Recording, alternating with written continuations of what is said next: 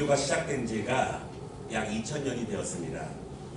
물론 아담과 하와 이후에 하나님에 대한 신앙이 있었지만 예수 그리스도를 통해서 하나님께 향하는 그 구원, 그 예수 그리스도를 통한 구원의 은혜, 그 기독교 신앙은 약 2000년 전에 시작되었습니다.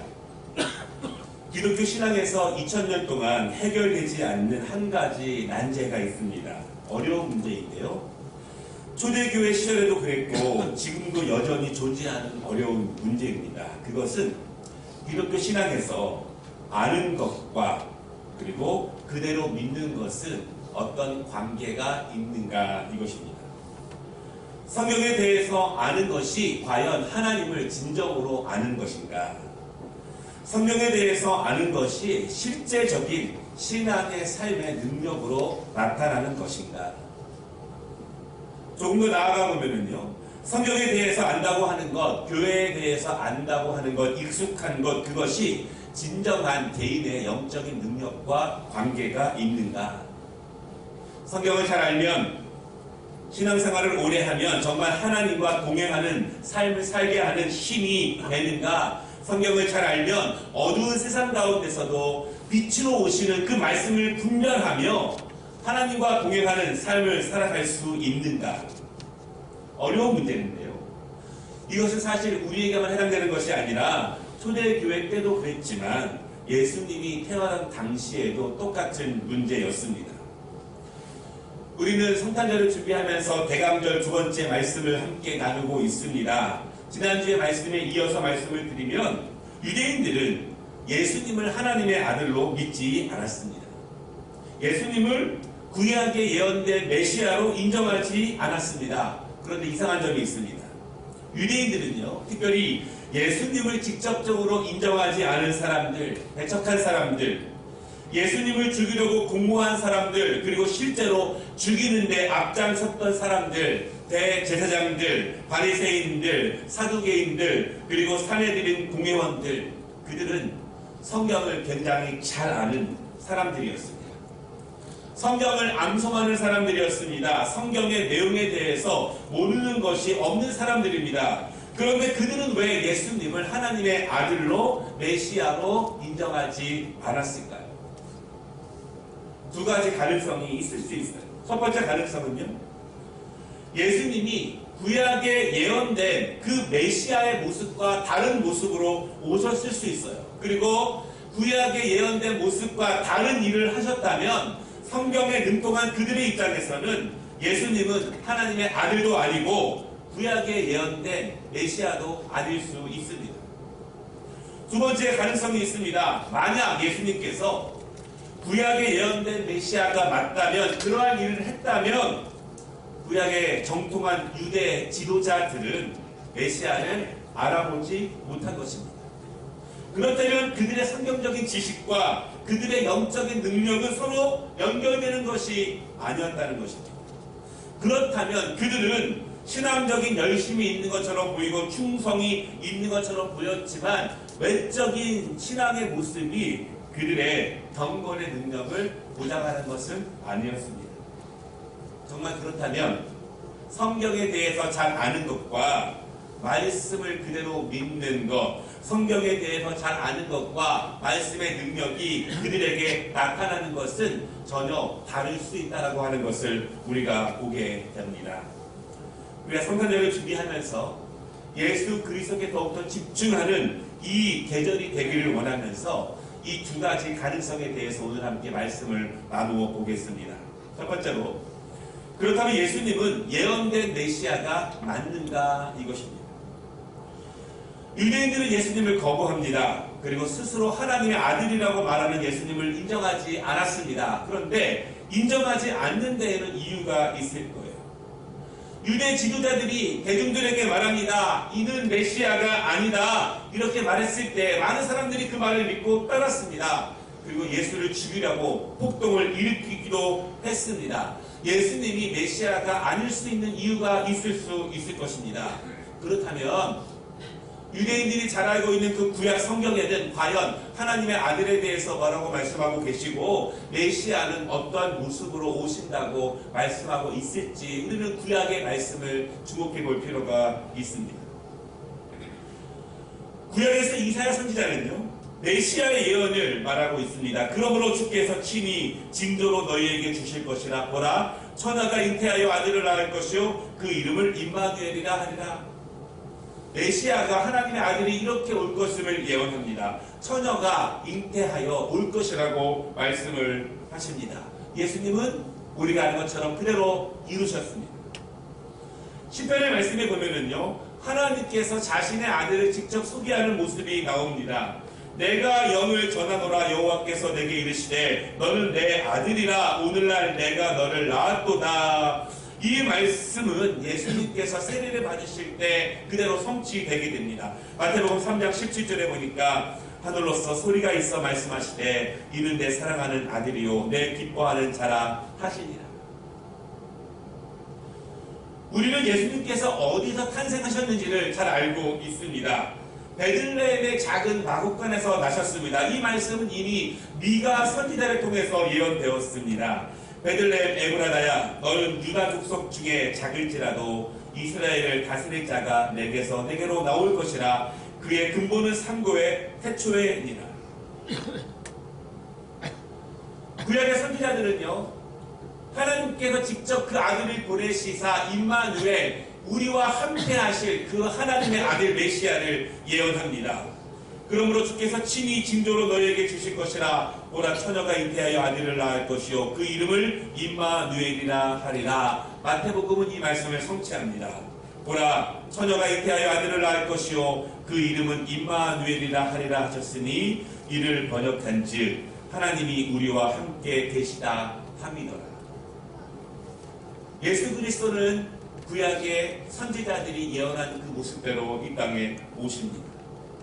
왜 유대인들이 하나님의 아들 메시아를 기다렸을까요? 왜냐하면 메시아가 오시면 그분이 이 땅에서 하실 엄청나고 놀라운 일을 사모했기 때문에 그들은 메시아를 기다렸습니다. 메시아는 어떤 일을 하실 것인지 이사야 선지자가 예언합니다. 그때 소경의 눈이 밝을 것이며 기머거리의 귀가 열릴 것이며 그때 저는 자는 사슴같이 뛸 것이며 벙어리의 혀는 노래하리니 이는 광야에서 물이 솟겠고 사막에서 시내가 흐를 것입니다. 예수님이 이 땅에 오셔서 수많은 병자들을 고치시고 눈을 뜨게 하시고 걷게 하시고 살리게 하시고 뛰게 하셨습니다. 그 일은 구약에 예언된 일을 예수님이 하십니다. 메시아가 그의 사명을 마치기 위해서 예루살렘에 입성하는 모습을 구약은 이렇게 예언합니다. 시온에 따라 크게 기뻐할지어다. 예루살렘에 따라 즐거이 부를지어다. 보라, 내 왕이 내게 임하나니 그는 공의로우며 구원을 베풀며 겸손하여서 나귀를 타나니 나귀의 작은 것 곧 나귀 새끼니라. 예수님께서 십자가에 돌아가시기 전에 예루살렘에 입성하시면서 그 말씀이 그대로 이루어집니다. 이는 선지자로 하신 말씀을 이루려 하심이라. 일렀을 때 시온의 딸에게 이르기를 내 왕이 내게 임하나니 그는 겸손하여 나귀 곧 멍에 매는 짐승의 새끼를 탔도다 하라 하였느니라. 제자들이 가서 예수의 명하신 대로 하여 나귀와 나귀 새끼를 끌고 와서 자기들의 겉옷을 그 위에 얹음에 예수께서 그 위에 타시니. 우리는 누구로부터 예수님이 어떻게 팔릴 것을 알고 있습니다. 스가랴 선지자가 예언합니다. 내가 그들에게 이르되 너희가 좋게 여기거든 내 고가를 내게 주고 그렇지 아니하거든 말라. 그들이 곧 은 30을 달아서 내 고가를 삼은지라. 다른 유다가 예수님을 어떻게 팔았는지 우리는 그 내용을 이미 알고 있습니다. 구약은 메시아의 부활을 예언합니다. 시편 16장 말씀에 보면은요, 이는 내 영혼을 음부에 버리지 아니하시며 주의 거룩한 자로 썩지 않게 하실 것이니로다. 하나님은 나를 영접하시리니 이러므로 내 영혼을 음부의 권세에서 구속하시리로다. 하나님 말씀을 보면은 구약에서 하나님의 아들 메시아 그분이 이 땅에 오실 예언의 말씀이 약 300여 구절이 나오는데요. 신약에서 예수님을 통해서 그분이 하나님의 아들로서 메시아로서 그 모든 말씀이 그대로 이루어진다는 것을 보게 됩니다. 여러분, 유대인들이 그들의 민족의 조상으로, 믿음의 조상으로 삼은 사람이 누구일까요? 아브라함입니다. 이스라엘 사람들에게 가장 위대한 왕이 누구입니까? 메시아가 오신다면 이런 왕으로, 더 위대한 왕으로 오신다고 그들이 믿고 있는 사람이 누구입니까? 다윗입니다. 오늘 우리가 함께 읽은 말씀을 보십시오. 17절 족보의 이야기인데요. 예수님의 제자 마태는 그의 성경을 쓰면서 1절부터 예수님이 누구시냐? 예수님은 우리가 믿고 있는 믿음의 조상 아브라함, 우리가 바라보고 있는 그 다윗왕, 그 족보로부터 나온 예수님이라는 것을 마태는 강조합니다. 마태복음은 특별히 마태, 마가, 누가, 요한, 사복음서 가운데서 유대인들 대상으로 쓰여진 성경이에요. 마태가 유대인들에게 말합니다. 너희가 기다린다고 하는 메시아, 너희가 사모한다고 하는 메시아, 너희가 아브라함과 다윗의 자손으로 오신다고 말씀한 그 메시아가 바로 이분 예수 그리스도시다. 이분을 통해서 하나님의 말씀을 이루실 것이고, 이분을 통해서 하나님께서 예언하신 메시아가 오실 때 그 모든 일이 이분을 통해서 이루어질 것이다. 마태는 1장 1절부터 그 말씀으로 시작하고 있습니다. 예수님은 구약에 예언된 메시아가 맞는가? 예수님은 맞습니다. 예수님은 그 말씀 그대로 오셨습니다. 하나님께서는 하나님의 아들을 메시아를 이미 선지자를 통해서 말씀하시고 있는 그 예언의 말씀을 이루신 것을 우리가 보게 됩니다. 그럼 두 번째 가능성이 있습니다.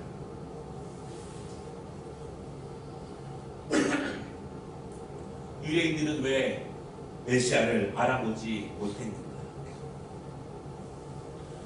유대 지도자들은 하나님의 말씀에 정통한 사람들이고 모르는 것이 없는 사람들입니다. 성경에 대한 지식이 정말 충만했습니다. 그런데 하나님의 아들을 알아보지 못합니다. 메시아에 대한 말씀이 300개 이상 예언되었지만 예수님은 그 일을 그대로 하셨지만 그들은 예수님을 메시아로 하나님의 아들로 인정하지 않습니다. 어떻게 그럴 수 있을까요? 그들이 아는 성경 말씀 그 일을 그대로 이루셨는데 왜 어떻게 그들은 예수님을 하나님의 아들로 인정하지 않을 수 있는가? 몇 가지 이유가 있습니다. 첫 번째로 여러분, 말씀을 안다고 해서 다 행하는 것은 아닐 수 있습니다. 사람들이 아는 것이 점점 많아집니다. 사람들이 모여서 어떤 주제에 대해서 이야기를 하면 시간 가는 줄을 모르고 대화가 계속됩니다. 박식한 사람들이 정말 많아요.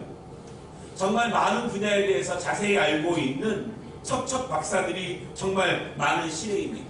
어떻게 저기까지 알 수 있을까? 그 정도로 아는 것이 많은 사람들이 많은 시대입니다. 중요한 것은 그렇다면 아는 것이 모두 다 그 사람의 능력이 되는가?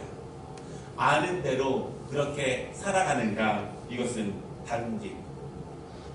성경을 아는 사람들이 많습니다. 오랫동안 신앙생활을 하고 모태신앙으로 어려서부터 교회에서 자라다 보면은 이리저리 주워들은 성경 지식이 많습니다. 성경 공부를 합니다. 많이 읽기도 합니다. 신학교에 다니면서 성경에 대해서 많이 알 수 있습니다. 성경에 대해서 물어보면은요, 대답을 잘 해줍니다. 그렇다고 해서 그것이 그 사람의 진정한 능력이 되는가? 그렇지 않을 수 있습니다. 그리스도인들은 성경을 읽기도 하지만 성경에 대한 말씀, 설교를 많이 듣습니다. 설교를 많이 들으면 그것이 그 사람의 믿음이 되는가? 그 사람의 능력이 되는가? 그렇지 않을 수 있습니다.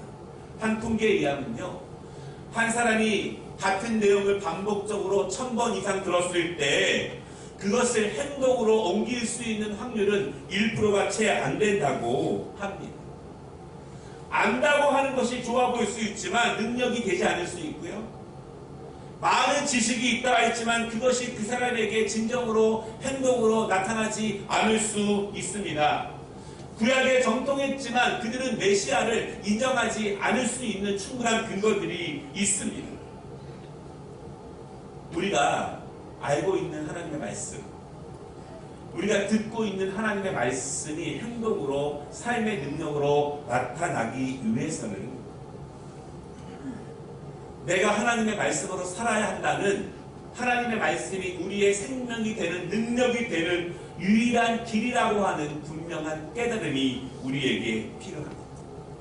이것 외에 안 되라고 하는 분명한 마음이 없으면 우리는 그 말씀을 붙잡지 않을 수 있습니다.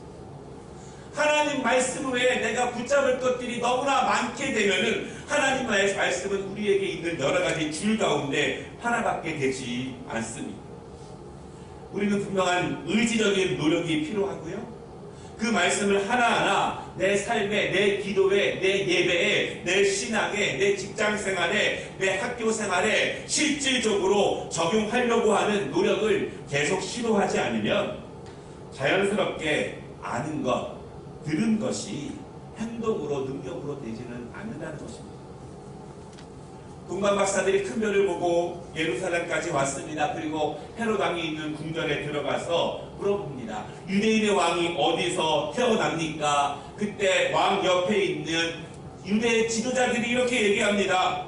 성경 말씀에 보면 베들레헴에서 태어난다고 기록되어 있습니다. 이렇게 미가 선지자의 예언을 친절하게 안내해 줍니다. 그 이야기를 듣고 동방 박사들은 마음으로 믿고 그곳으로 갑니다. 그리고 거기서 예수님을 만나서 경배합니다. 그런데 대제사장들과 서기관들은 베들레헴으로 가지 않았습니다. 알았지만 가지 않았습니다. 몰라서 못 간 것이 아닙니다. 다른 사람들을 가르칠 수 있을 만한 능력이 있는 사람들이지만 아는 것이 믿어지지 않고 아는 것이 경험되어지지 않고 아는 것이 내 안에서 살아 역사하지 않으면 아는 것은 아무것도 아닌 것이 됩니다. 그들의 말을 듣고 찾아가서 주님을 경배한 사람도 있지만 많은 지식이 있었지만 그것이 정작 그들에게 필요할 때 아무런 능력이 되지 않습니다. 두 번째, 유대인들은요 예수님을 예언된 메시아로 인정하지 않은 두 번째 이유는 영적인 눈이 감겨져 있으면 하나님의 말씀을 깨달을 수 없습니다. 한 가지 예를 들어보겠습니다. 어떤 사람이 골프를 배우고 싶어서 유튜브를 통해서 배웁니다. 골프의 역사를 배우고 골프의 기초를 배우고 어떻게 치는가, 드라이브를 어떻게 치는가, 아이언 잡는 법, 퍼트를 치는 법을 몇 개월 동안 공부하고 영상을 보면서 연구했습니다. 이제는 지식적으로 충만합니다. 그리고 자신한 만만한 마음으로 골프를 치러 나갔습니다. 그런데 공을 전혀 맞추지 못하는 거예요. 이해가 되지 않아요. 내가 그 이론을 모든 역사를 완벽하게 준비했는데 그렇게 내가 이미지로는 분명한데 실전에 나가서 보니 아무것도 되지 않습니다.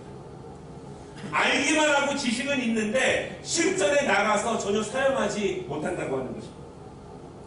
영적인 눈이 떠 있어야 하는 이유는 이것입니다.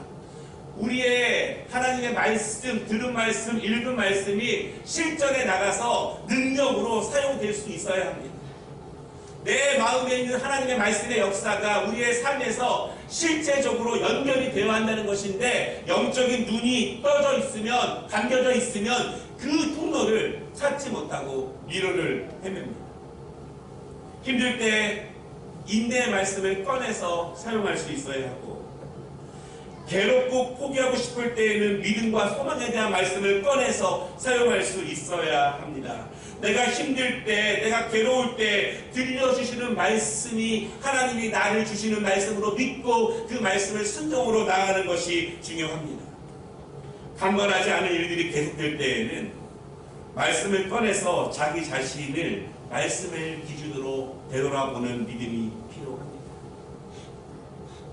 고장나는 데에는 이유가 있습니다. 고장나는 데에는 하나님의 뜻이 있습니다. 고장난 차를 디자인만 탓한다고 해서 그 차가 고쳐지는 것은 아닐 수 있습니다.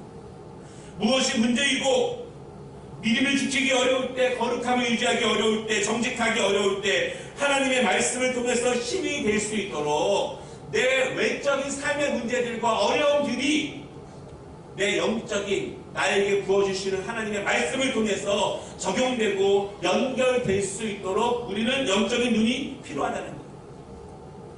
동방 박사들이 물어봤을 때 그 종교 지도자들은 지식적으로는 충만했습니다. 그러나 그 지식으로 충만한 하나님의 말씀이 그 상황으로 전혀 적용되지 않는 거예요. 정직해야 될 때, 성실을 해야 될 때 하나님의 말씀이 그때그때로 적용되어지지 않고 연결되어지지 않습니다. 왜냐? 너무 지금 영적인 눈이 아니라 육적인 눈에 보이는 대로만 집중하기 때문에 그렇습니다. 지금 내 눈에 보이는 문제들, 내 눈에 보이는 상황들, 거기에만 집중하지 그것이 영적으로 어떤 일들이 벌어지고 있는지, 왜 이런 일들이 벌어지고 있는지, 내 주위에서 사탄이 어떻게 역사하고 있는지, 내가 지금 누구의 지도를 받고 있는지, 내 안에서 나를 넘어뜨리는 악한 것들은 무엇인지, 내가 열심히 나아가지만 막바지에 계속 넘어지고 그 위로 올라가지 못하고 있는 나의 나쁜 영적 습관이 무엇인지 하나님의 말씀을 통해서 영적인 것과 외적인 것이 연결시키는 은혜가 우리에게 필요합니다. 하나님의 말씀이 우리의 영적인 생명이 되는 것들이 우리의 삶에서 직접적으로 하나하나 연결시켜 나가면서 생명의 호흡과 능력이 하나님으로부터 부여받은 그 능력이 우리 삶으로, 우리 손과 발로, 우리의 입술의 언어로, 우리의 정직과 성실로 뻗쳐 나아갈 수 있게 하는 것이 영적인 은혜라는 사실을 여러분 믿으시기를 바랍니다. 먹구름이 몰려오면 그냥 어둡구나, 불을 켜자 이런 사람이 있을 수 있지만 곧 그 뒤에 비가 올 것을 알고 집을 단속하는 사람이 있습니다. 지금은 태양이 뜨겁고 날씨가 좋기 때문에 평안한 날을 보내자라고 말할 수 있지만 그 바람결을 느끼면서 곧 비가 오고 폭풍우가 올 것을 알고 준비하는 사람도 있습니다. 하나님 말씀에 대한 지식이 아무리 많아도 영적인 능력이 없으면 그 말씀은 아무것도 아닌 것이 됩니다. 세 번째로, 왜 유대인들은 예수님을 메시아로 인정하지 않았는가?